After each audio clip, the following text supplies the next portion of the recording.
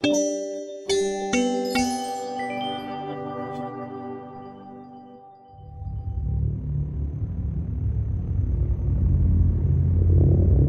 আমি নির্মাল্য। বং ভুতুরে ইউটিউব চ্যানেলে আপনাদের সবাইকে জানাই সাদরে আমন্ত্রণ। আজকে আপনাদের জন্য রয়েছে লেখক অনির্বাণ বিশ্বাসের কলমে গভীর বিলের আতঙ্ক, গ্রাম বাংলার ভূত। এই গ্রাম বাংলার ভূত শুনলেই আমাদের মনটা কেমন যেন একটু হয়ে ওঠে, তাই না? ঠিক তেমনি আশা করি আপনাদের মনের ভেতরটাও হয়তো সেই রকমই কিছু হয়। আর তাই জন্যই আজকে আপনাদের জন্য রয়েছে এই গল্প। গল্পের সূত্রধর এবং নির্দেশনায় রয়েছি আমি নির্মাল্য, কথক রয়েছে প্রীতম, অন্যান্য চরিত্রে রয়েছে রাজপ্রতাপ, সৌরদীপ, বুবাই, ইন্দ্রনীল এবং রাজদীপ। গল্পের সাউন্ড ডিজাইন করেছে সায়ক এবং পোস্টার ডিজাইনে শ্রীরূপ। গল্পে এগোনোর আগে একটা কথাই আপনাদের সাথে আমি শেয়ার করতে চাই যে যদি আমাদের এই উপস্থাপনা আপনাদের ভালো লেগে থাকে তাহলে অবশ্যই আমাদের বং ভুতুরে ইউটিউব চ্যানেলটিকে সাবস্ক্রাইব করবেন এবং তার পাশে থাকা বেল আইকনটি প্রেস করে দেবেন। আশা করছি আপনাদের মন মতো গল্প আমরা প্রতিনিয়তই নিয়ে আসতে পারব।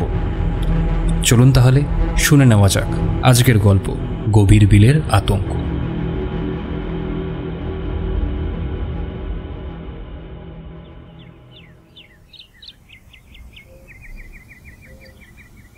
কিরে রসুল, এই চল চল, মাছ ধরতে যাবি না? না গো চাচা, আজ আর মন লাগতাছে না। ওসব কথা শুনবো নি, পেটে টান পড়িছে, সংসার ঠিক করে চলে না। এখন বইসা থাকার সময় নয় রে। ওর জাল দে দেখিনি, আমরা নিয়ে যাই। কেমনে বইসা তারে দেখি, চল তো। কেন তোরা জোর করছিস? পোলার ইচ্ছা না থাকলে যাওনের কি দরকার? তবে রসুল, তুই যদি যাস তো আমার নাই থাকবি, বুঝছস? কি খালার পো পাশায় চর্বি হয়েছে নাকি? যেতে পারছস না? না রে, ঠিক তা না। আজ কি জানি মনটা ঠিক সাড় দিতেছে না। ওর পাশায় দুই কান লাইথি মারলে ঠিক যাবে। চল চল বলছি। বহু কষ্টে রসুলকে রাজি করিয়ে ওরা মংলা বিলের দিকে গেল। দেখো চাচা, মাংলা বিলে আর চারপাশটা কেমন লাগতাছে না? তুই এ লাইনে কেন যে এলি? তোর মতো 2-4 জন থাকলি তো হইছে, এত ডরাস কেন? আজ অমাবস্যা তো, তাই চারপাশ অন্ধকার লাগিছে। চিন্তা করো না, নাওয়ে ওঠরে। চাচা, আমরা 3 জন এক নাওয়ে রইলাম। আজ চাচা ওই বিলের ওই শেষ প্রান্তে যাইব, বুঝছো? তুমি তো ওই দিককার ব্যাপার জানো, ঠিক আছে? এই বলে সবাই যে যার নৌকায় উঠে পড়ল। নৌকা বিলের জলে দোল খেতে খেতে ঘন অন্ধকারের বুক চিরে যেতে লাগল।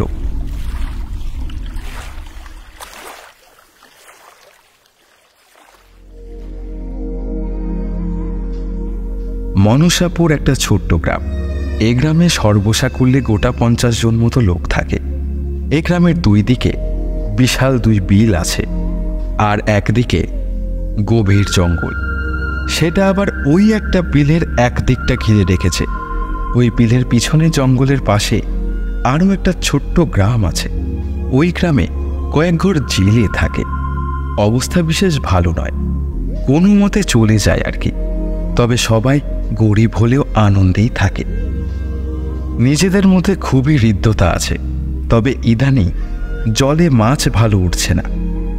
আড়তদাররা আর এদিকে বেশি আসতে চাইছে না, তাই সবাই চাইছে বেশ কিছু ভালো ভালো মাছ উঠলে ওদিকের গ্রামের আড়তে গিয়ে বিক্রি করে 2-4 পয়সা ঘরে তুলবে। তাই সবাই একটু বেপরোয়া হয়ে আজকের অভিযানে যাচ্ছে। ডলু নৌকার দাঁড় টানতে টানতে বলল, এই লন্ঠনটা একটু জ্বালা না রে, কিছুই তো ঠাকুর করতে পারতাছি না। তুই ঠিক ওইটা দাঁড় ধরিয়ে থাক। তোরও রসুলের মতো পরাণের ডর লাগিছে না? ডলু কারো ডরায় না, বুঝলি? আগে এদিক মানে কখনো আসা হয় নাই, তাই ভাবতাছিলাম চারিপাশটা একটু দেখতা দেখতা যাবো আর কি।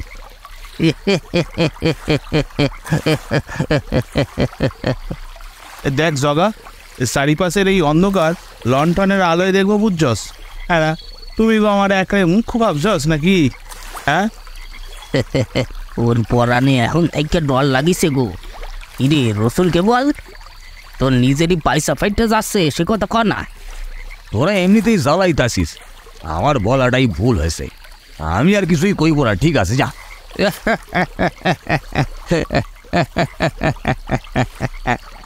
আরে আরে রাগস কেন?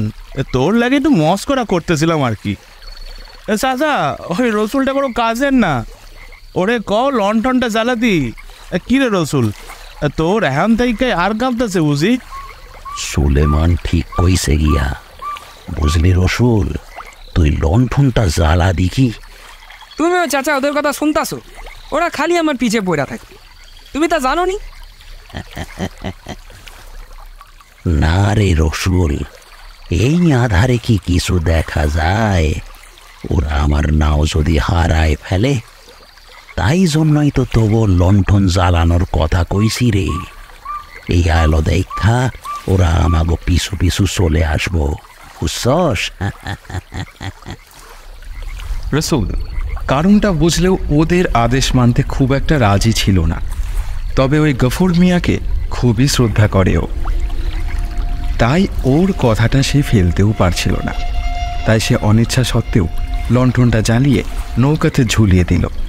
এতে দুটো নৌকায় একে অপরকে পরিষ্কার দেখতে পাচ্ছিল। এই বিলটা যথেষ্ট বড় আর গভীরও। নৌকার এক টানা জলাচ্ছাদ আওয়াজ ছাড়া আর কোনো আওয়াজই পাওয়া যাচ্ছিল না। গফুর মিয়া আকাশের দিকে চাইল, রসুলকে বলল, রাত 12টা হবে, আমার জোলা থাইকা দুটো রুটি বার কইরা দিয়ে দেখিনি, বড় ক্ষুধা পাইছে। রসুল ওর ঝোলা থেকে দুটো রুটি আর নিজের ঝোলা থেকে ঝোলা গুড় একটু দিয়ে দিল। চাচা তুমি কেমনে আকাশ দেখা সময় বলো দিই? রাতে মাছ ধরতে বার হয়, তুই কেন বেরোতে চাইছিলি না বল দেখি, কি হইছে? কিসের এত ডর তোর? বলো না চাচা, তুমি আকাশের পানে চেয়ে কি কইরা এত ভালো সময় কইতে পারো? আমরা তো পারি না। সেই কোন ছেলেবেলায় বাপের সাথে এই নাওয়ে আইসা হাল ধইরাছিলাম, তারপর থেকেই নাওয়ে আমাগো ঘর বাড়ি হয়ে গেছে রে। তাই রাতে তারা ও দিনে সূর্যের কোনখানে আসে দেখা বুঝতে পারি রে। ও তোরা লক্ষ্য করলা, তোরাও পারবি। ও তেমন কিছু নয় রে। তোরা হাতে ঘোড়া না নিয়া ঘুরবি তো হবে কেমনে? ওটা ঘড়ি হবে গো, ঘোড়া না। তুমি তো মেশিনের সাইডটা আমাগো দৌড়বাজ ঘোড়ার সম্বন্ধ কইরা দিলা গো। গফুর মিয়া হঠাৎই একটু থেমে নাকে কি যেন শুঁকতে লাগলো। অন্ধকারে ঠিকমতো দেখতে না পেলেও হাল বাইতে বাইতে রসুল খেয়াল করল গফুর মিয়া আকাশের দিকে হাত তুলে কি যেন করছে। রসুল তাকে জিজ্ঞেস করল, কি গো চাচা, কি করতাছো? দাঁড় ছাড়ান গিয়া হাত তুইলা কি করতাছো? গফুর মিয়া আকাশের দিকে হাত দুটো 2-3 বার ঘুরিয়ে দিয়ে কি যেন একটা অনুভব করার চেষ্টা করলেন। ব্যাপারটা দেখে রসুল একটু ঘাবড়েই গিয়েছিল। সে 2-3 বার চা করে ডাক দিল, কিন্তু কোনো সাড়া নেই। সে অদ্ভুত ভঙ্গিতে হাত দুটো বন বন করে ঘোরাতে লাগলো। রসুল পাশের নৌকায় তাকিয়ে দেখল তারা এদিকে তাকাচ্ছেও না। গফুর চাচা এক মনে কি যেন বক বক করছে, কোনো দিকেই তার কোনো খেয়াল নেই। সে গফুর চাচার এরকম কাজকর্ম দেখে সত্যিই বড় ভয় পেয়ে গেল। কি করবে এখন সে ভয় পেয়ে পাশের নৌকায় থাকা বন্ধুদের জোরে জোরে ডাক দিল, ও জগা, ও সুলেমান, ও ডালু, এদিক পানে সারে দেখ রে চাচা কেমনে করতেছে। আমি ডাইক্কা হদ্দ হচ্ছি, কোনো হুঁশ নাই, একবার দেখ না রে তোরা। জগা, সুলেমান, ডলু প্রথমে পাত্তা না দিলেও পরে রসুলকে কাঁদতে দেখে সবাই লণ্ঠনের আলো তুলে দেখার চেষ্টা করল। সুলেমান, ও অন্ধকারে কিছু ঠাওর করতে আসতেছি না রে, এই নাওটা ওদিক মানে নিয়ে চল দেখি। সুলেমান নৌকার মুখ ওদিকে ঘোরালেও ওরা কিন্তু কিছুতেই এদিকে আসতে পারছিল না। রসুলের নৌকা তরতর করে বিলের পশ্চিমে গভীর জঙ্গলের দিকে চলে যাচ্ছিল। ডলু ও জগা আপনার নৌকা বাইতেছিল, কিন্তু কিছুতেই ওদের ধরতে পারছিল না। ওরে, এই নাওটা থামা না রে, অত জোরে জোরে জ্বালালে আমরা তোদের ধরতেই পারতাছি না তো। থামা বলছি, থামা। আমি কিছু করতাছি না রে, সব নিচে নিচে হইতাছে। নাওটা কে যেন ঠাইলা ঠাইলা নিয়ে যাইতাছে। তুই হাল ছেড়ে দাঁড়া দেখি কিরকম নাও চলে। হ্যাঁ, আমি ছাড়তে পারতাছি না রে, বিশ্বাস কর। আমার হাত ধরে কে যেন হাল চালাই আনেছে। হালার পো আমার চমক দিয়ে আর চাচারে লইয়া ওদিক পানি গিয়ে মাছ ধরার ধান্দা হইব না। তোর এই জঘন্য ফন্দি হইব না। আমরা তোরা ছাড়বই না, কিছু কিছু ঠিকই আসবো। সালা জোরে ডলু। রাসূলের নৌকা তীর বেগে বিলের পশ্চিম দিকের জঙ্গলের পাকের দিকে এগোতে লাগলো। আল্লাহ, এবার কি হইবা গো? নাও যে তীব্র বেগে চলতেছে পশ্চিমের জঙ্গলের বাঘের পানে। আমার হাতটা চাইরা দে, আমার মুক্তি দে রে। ও জগা, বিশ্বাস কর, আল্লাহর দিব্যি কইতাছি, আমার হাতখানা কে যেন হাতটা দিয়া আটকাইয়া রেখেছে। আমার দিয়ে এরা করাইয়া লইচ্ছে রে। হাতখানা খুইলা যাওয়ার জোগাড় হয়েছে। কি সর্বনাশ হইল রে। ও আল্লাহ, আমারে বাঁচাও তুমি। আমাকে তখন বাইরে আসছে।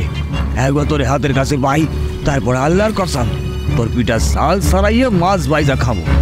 কি বদমাস দেখছিস? চাচারে লইয়া ওইদিকে জঙ্গলের মাঝে বিলের বাঁকে ঢুকিয়া বলিলে কিন্তু চাপ আছে। এত আদারে খুঁজে পাওয়া মুশকিল আছে। ওদিক পানে আমি কোনোদিনও যাই নাই রে। ওদিকে কি জন্তু জানোয়ার আছে জানোস? ও তেরি, আমি এই লাইনে নতুন, আমি জানবো কেমন? হ্যাঁ, চালাও দেখি। হ্যাঁ, মেলা বকবক করুনি, এমনিতেই জান বেরিয়ে যাচ্ছে। এদিক পানে যাস নে রে, অচেনা জায়গায় অনেক বিপদ থাকতে পারে। যাস নে ওদিক পানে, যাস নে। ওরে থামা না, ওটা রে থামা থামা। তুই আমাদেরও নিয়ে বিপদে পড়বি দেখছি। বেশি লোক ভালো না রসুল। সুলেমান হাত দিয়ে ইশারায় নৌকাটাকে থামতে বলল। পারতাছি না, কিছুতেই পারতাছি না। আমাকে হাত ধুইরা কে যেন নাওয়ের হালের সাইতে লাগাইয়া দিয়েছে। সারাতেই পারতাছি না। নাও তো ওদিক পানে যাচ্ছে, আমি চাই কিছু করছে নাকি? ও চাচা, তোমার কি হলো গো? এমন করো কেন? রাসূলের নৌকা তড়িয়ে ওই পাকের ফাঁকে ঢুকে পড়ল। পিছনে সুলেমানের নৌকা থেকে ওদের আর দেখাই যাচ্ছিল না। এই ভয়টাই পাইছিলাম। ও কায়দা করে চাচাকে নিয়ে ওই জায়গায় ঢুকে পড়লো। এবার কি করুম? কি করুম মানে? হ্যাঁ, আমরা এরকম বলদের মতো না পাইছি, তার কোনো দাম নাই নাকি? হ্যাঁ, আমরা ওদের পিছু পিছু যাবো। আরে ওদের তো দেখতেই পারতেছি না, কি করুম? ওদিক পানে গেলে বিপদ আছে। যা কিছু হোক, আসছি যখন কিছু না নিয়ে ফিরুম কেমন? হ্যাঁ, তোমরা কি বলো? হ্যাঁ, সুলেমানও নৌকা চালাতে চালাতে বলল, হ্যাঁ, আমারও একই মত। যা হবে হবে, কিছু না নিয়ে আমরা যাবো না। ঘরেতে এমনিতেই কোনো দানা পানি নাই, কি মুখ নিয়ে ফিরুম। ও আমাকে স্যার দুশ্মনী করলে আমরাও ছাড়বুনি। ওদের পিছু পিছু গিয়ে ঠিক ধরুন। চালা, জলদি চালা দে। ওরা প্রাণপণে চালাতে চালাতে ওই বাঁকের কাছে পৌঁছে গেল।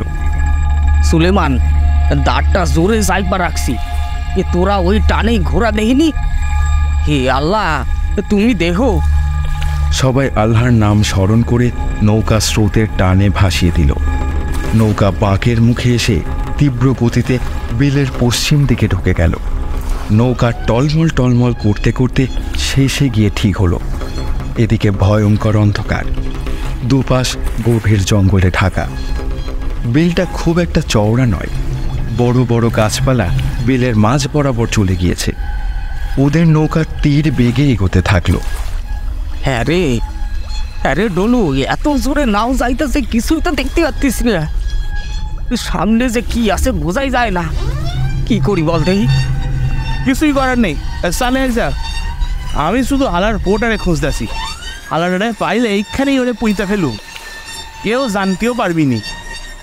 এই জায়গায় আমি কখনো আসি নাই, কেমন যেন ভয় ভয় করতেছে রে। চারপাশে কেমন যেন সব বড় বেশি চুপচাপ। ঠিক কইছিস, এত রাতে বনের মধ্যে কত জানোয়ারের ডাক শোনার কথা, কিন্তু কোথায় কি? সবই যেন চুপচাপ, যেন কাউকে ডরায় আছে।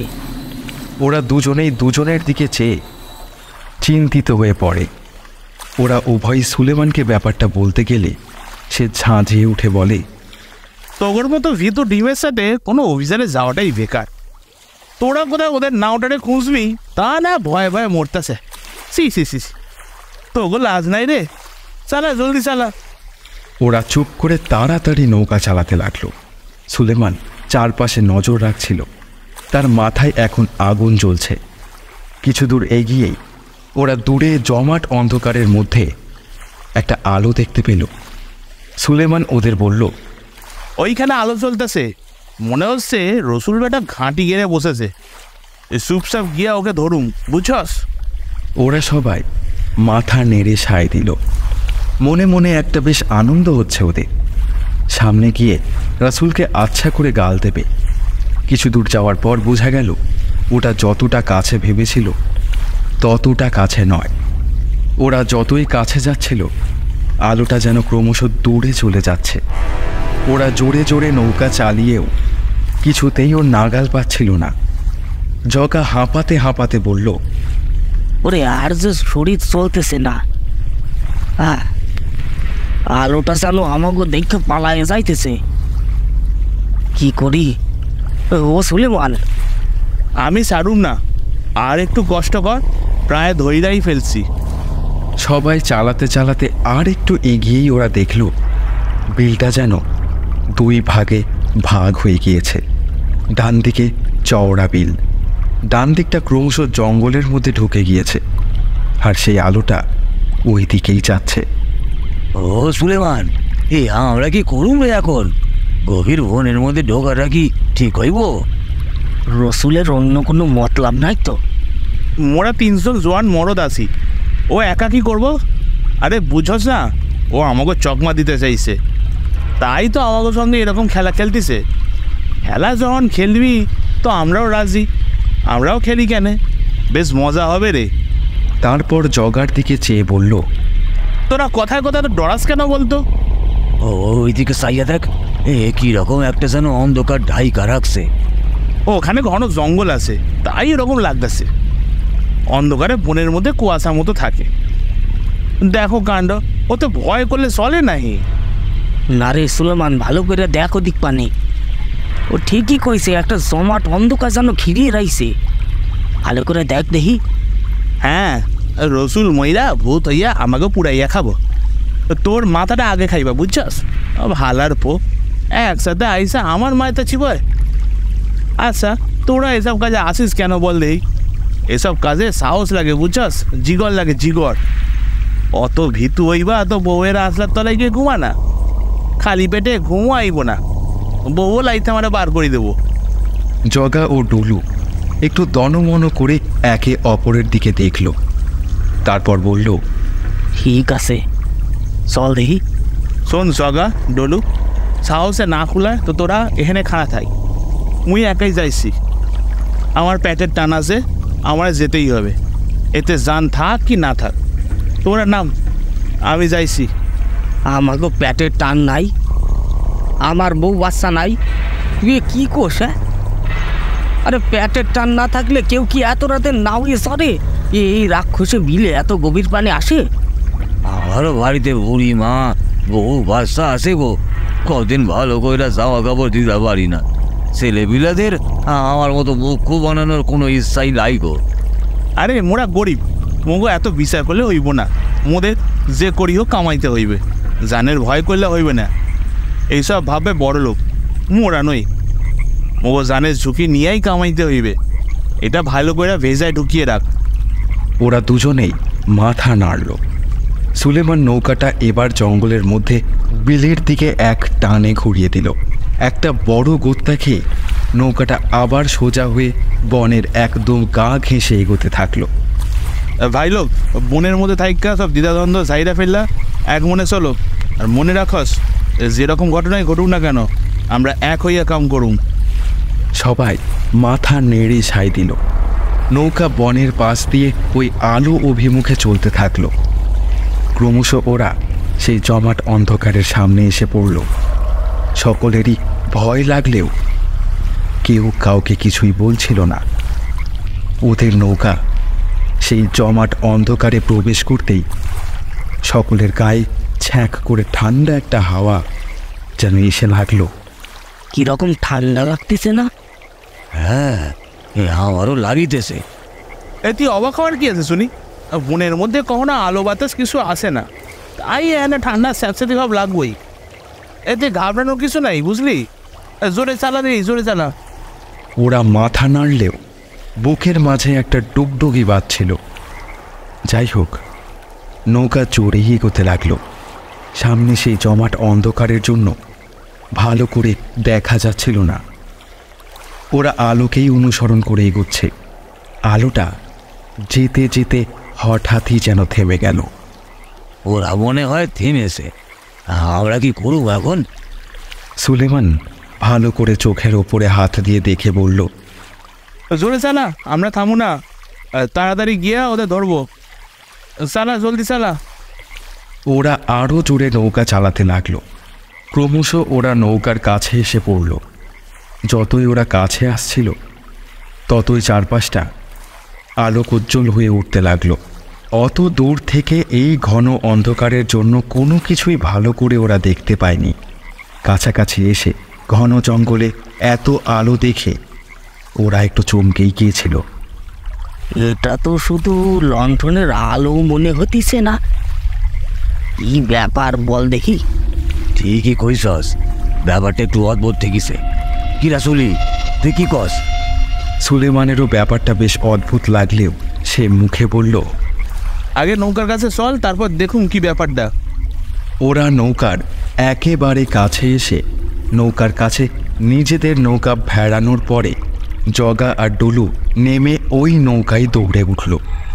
নৌকার সব জায়গা দেখে অবাক হয়ে সুলেমানকে বলল, রসুল, চাচা কেউই নাই রে, পুরা নাও ফাঁকা। কোথায় গেল বল রে? আমরা রসুলের কথা শুনি নাই, হতে পারে সে সত্য কথা বলেছিল। এখন তো আমার সেই কথাই মনে হইতেছে রে। বনের মধ্যে আলো জ্বালাইতেছে না, যাবি নাকি ওইদিকে? একবার গেলি হতো, কি বলিস শুলি? দেখ, আমরা কি জন্য এখানে আইসি বল? মাছ ধরবার লাগে তো, তাহলে ভিতরে গিয়ে আমাকে কি কাম বল? দেখ, তোর কথা হক কথা, কিন্তু এখানে আমরা একসাথেও আইছি। এখন রসুল ও চাচার কোনো বিপদ হইল কিনা কে জানে, ওদের ফেলে যাওয়া কি উচিত হবে? এই একটু আগে ওদের নামে গালি দিতেছিলি না, এখন একেবারে দরদ উদলে উঠলো। দেখ শুলি, আমরা ভাবিতেছিলাম রসুল আমাকে ঠকাচ্ছে, সেজন্যই তো আমরা ওদের গালি দিতেছিলাম। কিন্তু এখন তো পুরো ঘটনাই অন্যরকম। এখন তো মনে হচ্ছে ও ঠিকই কইছিল, তাই আমিও জগার সাথে একমত। ওদের ফেলে আমরা যাবো না। মাছ ধরা সেরে এবার মানুষ খোঁজা শুরু, আর ভোরাতে খালি হাতে বাড়ি ফিরুম, তাই তো? জানি খেতেই হবে, তাও আমরা ওদের না খুঁজে ফিরবো না। তুই গেলে একলা নাও নিয়ে যেতে পারিস। সুলেমান দেখল সে একা পড়ে গেল। জগা ও টলু রসুলদের লণ্ঠনটা নিয়ে বনের মধ্যে যাওয়ার জন্য তৈরি হলো। হাতে দুটো লাঠি নিয়ে চল, যদি কোনো বিপদ হয়। ডলুও মাথা নেড়ে নৌকা থেকে দুটো লাঠি বার করে একটা তাকে দিল, আর নিজে নিয়ে ওরা আল্লাহর নাম স্মরণ করে এগোতে লাগলো। একটু দূরে এগিয়ে গিয়ে তারা দেখল একটু ফাঁকা জায়গা, তার মাঝে চাচা একটা আগুন জ্বেলে বসে রয়েছে, তার পাশে রাসূলও চুপ করে বসে রয়েছে। ওরা একটু অবাকই হলো। দুজনেই ওদিকে আরও একটু এগিয়ে গিয়ে দেখল চাচা এবার তার মাথার ওপরে হাত দিয়ে ঘুরিয়ে বিড় বিড় করে কি যেন বলছে। তাদের মনে হলো বনের মধ্যে একটা যেন আলোড়ন সৃষ্টি হয়ে গেল। ওদের মাথার উপরে একটা কালো অন্ধকার যেন ঘিরে রয়েছে। ডলু কি যে করবে বুঝতে না পেরে জগার দিকে চাইল। কি গো চাচা, তুমি কি করতেছো গো? ওঠো, তোমরা মাছ ধরতে যাবে নাই? রাসূল ওদের দেখে ইশারায় কাছে ডেকে বসতে বলল। ওরা তাড়াতাড়ি গিয়ে তার কাছে বসে বলল, কি ব্যাপার বল দেখি, তোরা কি করতেছিস? আরে এই জন্যই তো আমি এখানে আসতে চাইনি। আরও একদিন চাচার এরকম হয়েছিল, তোদের বারণ করছিলাম, তোরা কিচ্ছু শুনিস না। চাচার এখন অবস্থা, কতক্ষণ থাকুন? হ্যাঁ, কি কই না বনু, আমার সাথে তো একদিনে হয়েছিল। আরে মাছ ধরবা কখন? এরে বসে হাতিলালি মাছ ধরান যায় নাই। যায় রে, মাছ নিজে এসে ধরা দেয়। একটা বিরাট মাছ নৌকার সামনে আইসা খাবি খাবে। তুই আবার আজকেও গাঁজা খাইছিস না? এই রাতের বেলা গুল মারলে না একদম ভালো লাগে না, বুঝলি? দেখ সে কখন থেকে তুই আমার গুল মারস বলিস। তাহলে তুই যা, নিজে গিয়ে মাছ ধর। কেন বাজে বকিস বল দেখি? ও কি ভুল মারবা? সব জিনিস তুই কি জানিস? এই জগতে কত কিছু হয়। রসুল, আমরা এখন কি করুম? মাছ ধরুম কখন? বইসা থাক, চাচা যখন কইব দৌড়ে গিয়া মাছ ধরতে হইব। ওরা সবাই চাচার নির্দেশের অপেক্ষায় বসে রইল। এ তো খুব ভালো ব্যাপার দেখতেছি। ঝামেলা নাই, ঝঞ্ঝাট নাই। মাছ আইসা নিজের থেকে ধরা দিব, কি মজা! হে, আমার তো ভাবলেই বেশ ভালো লাগতেছে। এত ভালো হলে তো আমি রোজই আসতাম।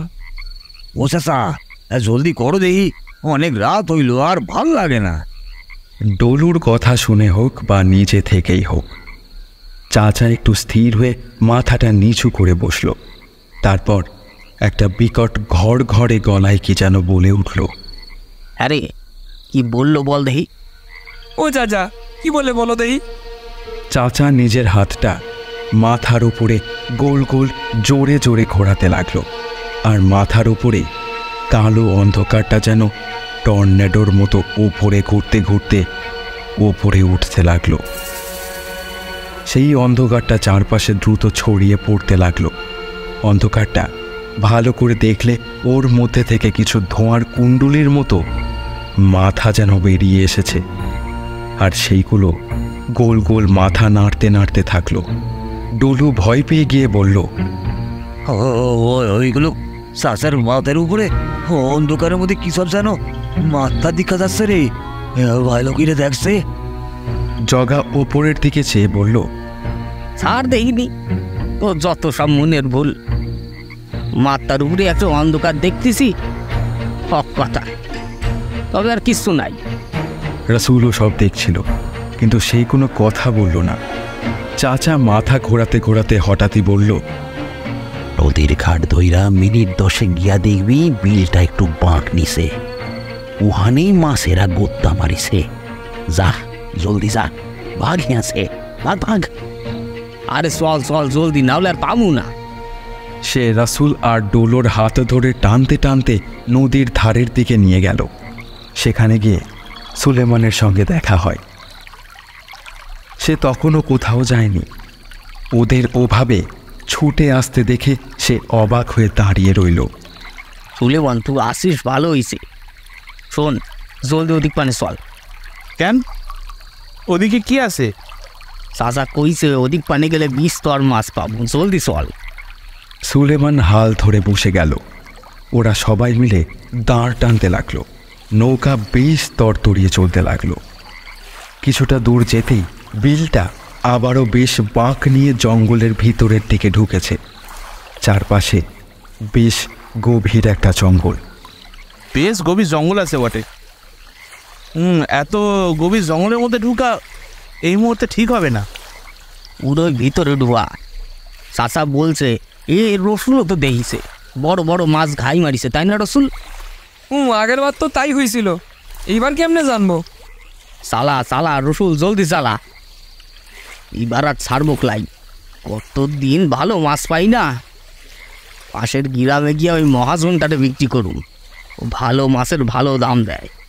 ঠিকই কইছিস, চালা রে, এই তাড়াতাড়ি চালা। ওরা নৌকায় বসে ঝোপঝাড় সরাতে সরাতে আরও গভীর জঙ্গলের মধ্যে ঢুকে গেল। হ্যাঁ, কেউ কোনোদিন আসে নাই মনে হচ্ছে রে। না হলে যাওয়ার পথে এত গাছপালা থাকে কখনো? কিরে রসুল, তুই ঠিক এই পথেই আইসিলি তো? কিছু ভুল হয়েছে না তো? চাচা তো এদিকেই বললো, ডলু জায়গা তো শুনছে, ওদের জিগা। ওরা মাথা নাড়ল। গাছপালার মধ্যে দিয়ে যেতে যেতে ওদের গা হাত পা কেটে যেতে লাগলো। এই রসুল, ও হাতুড়িটা দিয়ে দেখি, আমি সামনে তাইকা গাছপালা কাটতেছি, তোরা চালা। ওরা বহু কষ্টে নৌকাটা ভেতরে ঢোকাতে লাগলো। জঙ্গল ক্রমশ গভীর হয়ে এলো। সামনের রাস্তা দিয়ে যাওয়া আরও কষ্টসাধ্য ব্যাপার। জগা রসুলকে বলল, 10 মিনিট তো হইবার কথা। তুই এখানেই ছিলি তো? কি জানি, মনে হইতাছে না। তবে চাচা কিন্তু এই রাস্তার কথাই কইছিল। ওরে হারের বাড়ি মানে দেই, এখানে ঢোকাইয়া দিয়ে কইছে এখানে আসে নাই, মস্করা হয়েছে নাই। জঙ্গলটা কিরকম একটা অদ্ভুত রকমের শান্ত না রে, কোনো জন্তু জানোয়ারের কোনো শব্দ নাই। কিরকম যেন মনে হইতেছে, সবাইকে ঘুম পাড়াই দিছে। চাচাও কইল, আর তোরা ভালো কইরা না শুই না সইলা এলি। এবার বস গিয়া এ গভীর জঙ্গলে একটা জন্তু আইসা কামড়াইলে আমরা কি করুম? তবে আগের আবার তো এরমই একটা জায়গায় ঢুকেছিলাম, সে বড় ভীষণ জায়গা।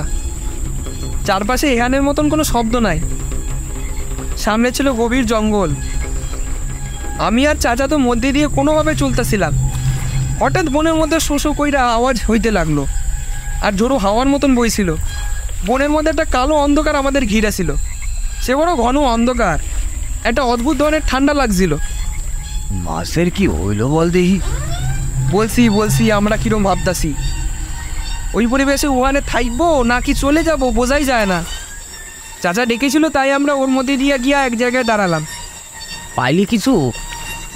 বলছি চাচা কান পাইত্যা শুনতেছিল। তারপর আমার হঠাৎই বললো জাল ফেল। আমিও তড়িঘড়ি করে তাই করলাম। বললে বিশ্বাস করবি না, বিশাল বিশাল মাছ আমাদের জালের মধ্যে ছটফট করতেছে। কত বড় ভাবে? ওই 3-4 কিলো? তুই পাগল, এত ছোট না রে, কম করে 7-8 কিলো তো হবেই। জগা ও ডুলু মুখ চাওয়াচাওয়ি করতে লাগলো। আরে দাঁড়া, এখানে আমাদেরও তো তোদের মতো অবস্থা। আমাদেরও তো বেশ ঠান্ডা লাগতেছে নাকি? সামনে এত আধার যে চোখে দেখা যাওয়ানো খুব কঠিন। তাহলে একই রকম পরিবেশে শুধু চাষা নাই, আর তোরা চাষাকে ফেলে এলি কেন বল দেখি? জগা ও ডলু মুখ চাওয়াচাওয়ি করে বলল, ওটা বড় ভুল হইয়া গেছে রে। সত্যি তো চাচা থাইলে কত সুবিধা হইতো। এখন কে বলবে কোনখানে জাল ফেলুম? তোমরা সবাই নৌকা থাইকা নামও দেই। ওরা সবাই নৌকা থেকে নেমে বনের মধ্যে দাঁড়ালো। তোরা সবাই আমার পিছু পিছু চলি আয়, আমি যেমন যাচ্ছি সেরকম তোরাও আয়। রাসূল বনের ভিতর দিয়ে গাছপালা সরিয়ে যেতে লাগলো। তারাও তাই করলো। ক্রমশ জঙ্গলটা আরো গভীর হতে লাগলো। রসুল, তুই তো বিলের থেকে দূরে সরে যাচ্ছিস, তাহলে এখানে মাছ পাবি কই? আর একটু পরে আশা করি বিলের বাঘটা পড়বা, ওখানে জাল ফেলবো। জগা ও ডলু বলল, চুলি ওর মেলা বকাস না, ভুল হয়ে যাইব। আর কি কোনো উপায় আছে? চুপচাপ চল। সুলেমান আর কোনো কথা না বলে চুপচাপ চলতে লাগলো। একটু পরেই সত্যি সত্যি বিলের একটা পাঁক পড়ল। তবে এখানে বড় ঘন অন্ধকার। ওর মধ্যেই প্রবেশ করতেই সবার বড্ড ঠান্ডা লাগছিল। কিন্তু ওই জায়গায় পৌঁছতেই সকলে আনন্দে আত্মহারা হয়ে পড়ল।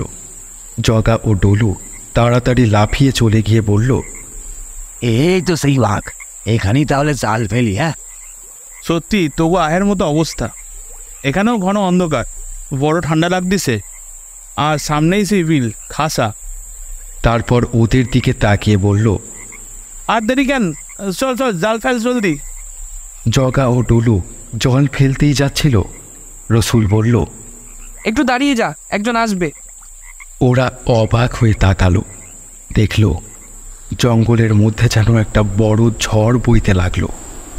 ডলু কিছু একটা বলতেই যাচ্ছিল, হঠাৎই জঙ্গলের মধ্যে ঝড়টা মনে হলো যেন এদিকেই আসছে। জঙ্গলটার ভেতরে উথাল পাথাল হতে লাগলো, যেন প্রচণ্ড বেগে এক দল মত্ত হাতির দল ছুটে আসছে। জগা ও ডুলু রসুলকে বলল, এ কি হইতেছে রে বাবা, এ কি আসিতেছে রে রসুল? রসুলের মুখে ফুটে উঠল একটু ক্রূর হাসি। সে বলল, আর একটু রসু, সে আসতিছে, হায় আয়। বলতে বলতেই জঙ্গল ভেদ করে এসে দাঁড়ালো চাচা।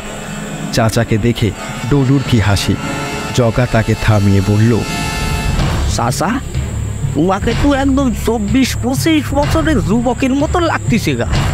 তুমি এত লম্বা হইলে কবে? ডলুও মাথা চুলকে বলল, তাই তো লাগিতেছে। তুমি এত জোরে দৌড়ে এলে? চাচা একটা অদ্ভুতভাবে হাসতে লাগলো। তোরা মাছ ধরবি নি?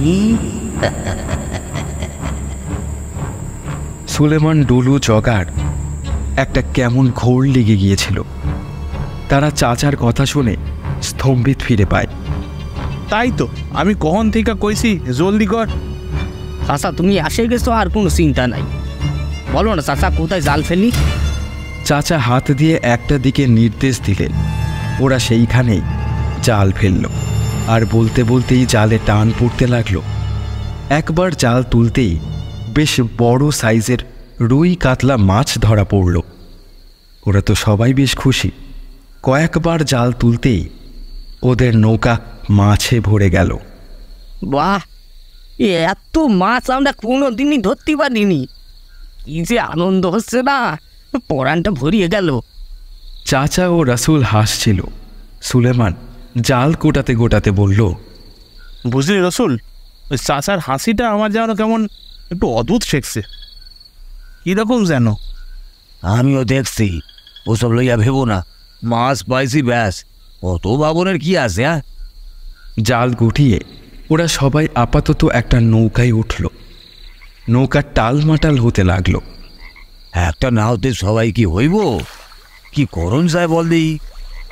বসতে একটু অসুবিধা হলেও কিছু তো করার নেই। একটু বাদে তো আর একটা নাও পামু, তখন দেখা যাবে। চাচা, তুমি কি বনের ভিতর দিয়ে এলে নাকি? চাচা মাথা নাড়ল। ও, তাহলে তো নাওটারে দেখে নাই। হ্যাঁ রে রসুল, চাচার তো কোনো হুঁশই ছিল না। তুই ঠিক করে নাও বাঁচছিস তো? রাসূল মাথা নাড়ল। নাওতে জায়গা হবো নি। জায়গা কোথায়? ভাং খাইছিস নাহি? উঠানে গেলি তোরা ওই নাওতে সইলা যাবি, বুঝছস? ও চাচা, ওটা হবে কেমনে? চাচা হাত নেড়ে ওকে থাকতে বলল। ডলু, জগা চাচাকে বলল, তাই কো চাচা, এইখানে বিলের জলের গভীরতা কম। এবার যখন মাঝখানে যাইব তখন কিন্তু টাল সামলাইতে পারুম না। একে এত মাছ, তারই উপর এত মানুষ, চাইব কেমন? হ্যাঁ, তুমি কও না। ওই নাও কি তোমরা এখানে রাইখা যাইবে নাকি? চাচা মৃদু হেসে মাথা নাড়ল। তাহলে ওই নাওতে তোমরা যেমন আইছিলে তেমন তো যাইবা, ব্যাস। ওই তো নাও দেখা যাইতেছে। রসুল দেখ, তোদের নাওতেও আমরা কিছু মাল তুলে দিব। এতে নাওটা হালকা হবে, আরাম করে যামু। সব থেকে বড় কথা হইল, বিলের গভীর জলের ঢেউ উঠলে নাওটার পাল্টি খাবার কোনো চিন্তা রইব না। ভালো কইরা চিন্তা কইরা দেখ। রাসূল চাচার দিকে দেখলে সে হাতের ইশারায় চুপ করে থাকতে বলে। রাসূল গালে হাত দিয়ে বসে থাকে। নৌকা তরতরিয়ে চলতে থাকে। আসার সময়ে সেই বাঁকটা পেরোতেই নৌকাটা তাদের দৃশ্যমান মনে হয়। নৌকাটা যতই কাছে আসতে থাকে, রাসূল ও চাচা উঠে দাঁড়িয়ে পড়ে। জগা ও ডলু নৌকার গায়ে এসে তাদের নৌকা ঠেকায়। চাচা, রসুল, তোরা এবার ওই নৌকায় যা। রাসূল চাচার দিকে তাকাতেই সে ইশারায় তাকে ওই নৌকায় যেতে বলে। রাসূল ও চাচা ওই নৌকায় উঠে যায়। সুলেমানরা নৌকা এবার ছাড়তে গিয়ে দেখে নৌকা আর নড়ছে না। জগা ও ডলু অনেক চেষ্টা করেও নৌকাটাকে এতটুকুও নড়াতে পারে না। কি রে, তোকে গায়ে জোর নাই নাকি? নাওটা এতটুকু নাড়াতে পারছস না? জগা আর ডলু অনেক চেষ্টা করেও এতটুকুও নৌকা নড়াতে পারল না। শুনি বললে বিশ্বাস কর, নাওটা যেন আয়টা দিয়েই নাওয়ের সাথে কেউ চুলে দিছে। আমাকে দুজনের ঘাম সুইটা গেল, কিছুই হইল না। চাচা, দেখো দেখি আমাদের নাওটা কোনোভাবে তোমাদের সাথে ফাইসা গেছে নাই। নৌকাটা একদম নড়তেছে না। রাসূল ও চাচা চুপ করে রইল। ওদের চুপ করে থাকতে দেখে জগা, ডলু রেগে উঠল। ই গো চাচা, তোমাদের দেখতে কইছি, তোরা পাত্তাই দিচ্ছ না। কি রে রসুল, কান চাপাটি দিব নাই? ওরা যখন খুবই রেগে গিয়েছে, তখন চাচা ও রাসূল দুজনেই অট্ট হাসিতে ফেটে পড়ল।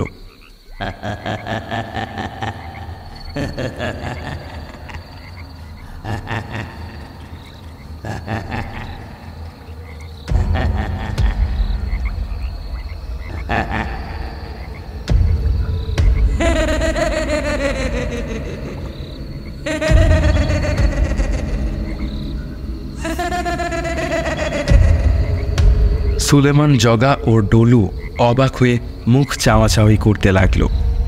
ইরা, তোরা কি পাগল হয়েছিস নাই? পাগলের মতো হাসতেছিস কেন? এমন সময়ে হঠাৎই ওদের নৌকাগুলো টালমাটাল হতে লাগলো, এতটাই জোরে যে ওরা কিছুতেই দাঁড়িয়ে থাকতে না পেরে পড়ে গেল। চাচা আবারও আকাশের দিকে 2 হাত বাড়িয়ে দিয়ে গোল গোল ঘোরাতে ঘোরাতে বলতে লাগলো, আয় আয় আয় রে, সব কে কোথায় আসস? সব দাঁড়িয়ে আয়, সময় হয়ে গেল। আয়, দৌড়িয়ে আয়, সুইটায়।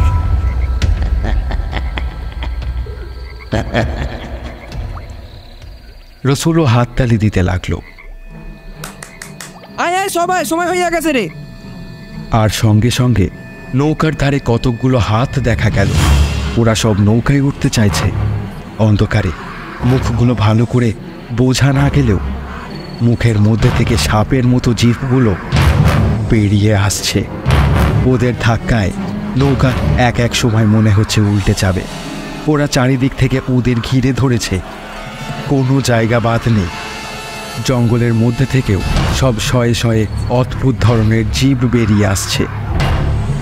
তারা ওখান থেকে বিলের জলে ঝাঁপ মেরেছে।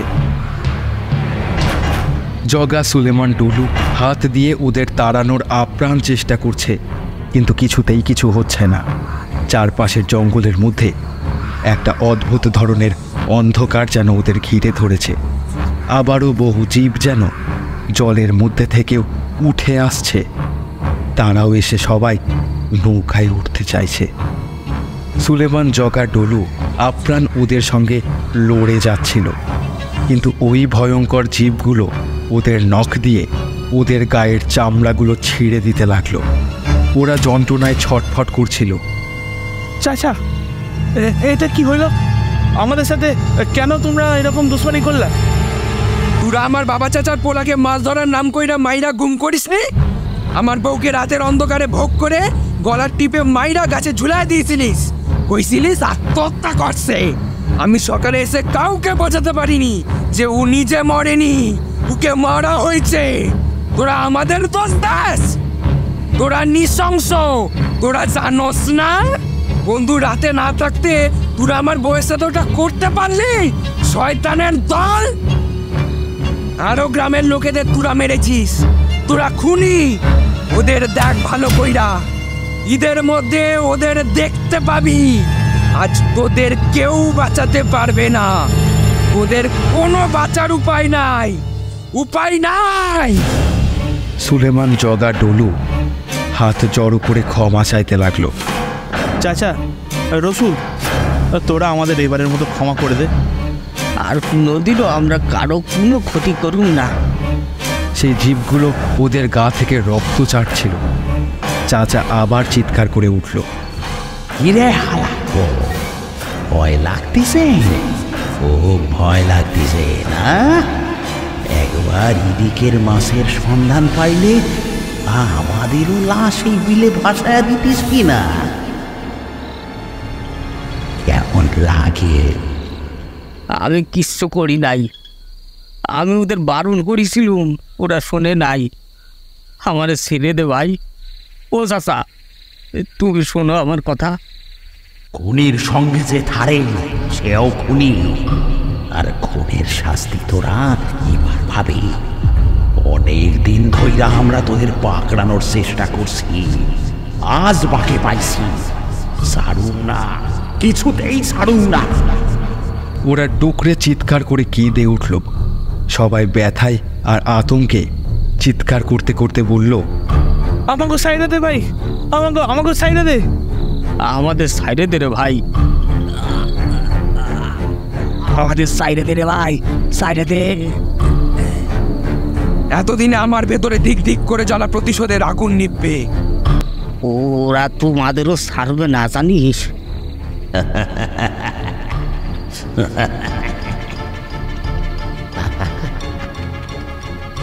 আমাগো জীবনের আর কি বাকি আছে রে? সব তো তোরা শেষ কইরা দিছিস। আমরা তো পয়সা মরেছিলাম রে, আজ নয় তোদের মাইরা তবে মরু। এই বলেই দুজনেই হাত তুলে নাচতে লাগলো। তারপর ওদের নৌকাও ভয়ঙ্করভাবে কেঁপে উঠল। ওরা দুইজনেই নৌকার ওপর পড়ে গেল, আর দুই নৌকার ওপরেই শত শত বিভৎস জীব উঠে ওদের সবাইকে ছিঁড়ে ছিঁড়ে খেতে লাগলো। সেই ভয়ঙ্কর জীবগুলোর ভুরি ভোজের উল্লাসে জগা, সুলেমান আর ডলুর মৃত্যু ভয়ের চিৎকার অতলে মিলিয়ে গেল। গভীর বিলের জল রক্তে লাল হয়ে উঠল। আমাকে সাইডে দে, আমাকে সাইডে দে ভাই, আমাকে সাইডে দে।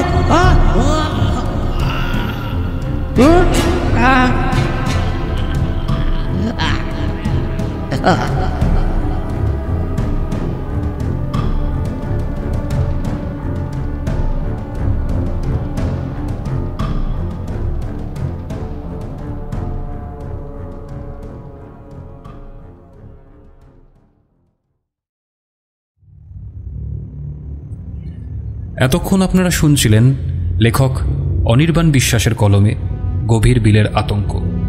আশা করছি আজকের এই গল্পটা আপনাদের সবার মনের মধ্যে একটু হলেও জায়গা করে নিতে পেরেছে। যদি আপনার মনের মধ্যে জায়গা করে নিতে পারে তাহলে অবশ্যই একটি লাইক, তার সাথে একটি কমেন্ট, এবং যদি খুব ভালো লেগে থাকে তাহলে শেয়ার করতে ভুলবেন না। কারণ আপনার একটি লাইক, কমেন্ট অথবা শেয়ারে আমাদের পরবর্তী সময়তে কাজ করার জন্য মনের সাহস আরও আমরা বেশি পাব। খুব শীঘ্রই আপনাদের সবার সাথে দেখা হবে আবারও একটি নতুন গল্প নিয়ে। সেই সময় অবধি আজকে আমরা সবাই বিদায় চাইছি আপনাদের কাছ থেকে। আপনারা সবাই ভালো থাকবেন, সুস্থ থাকবেন। ধন্যবাদ। শুভরাত্রি।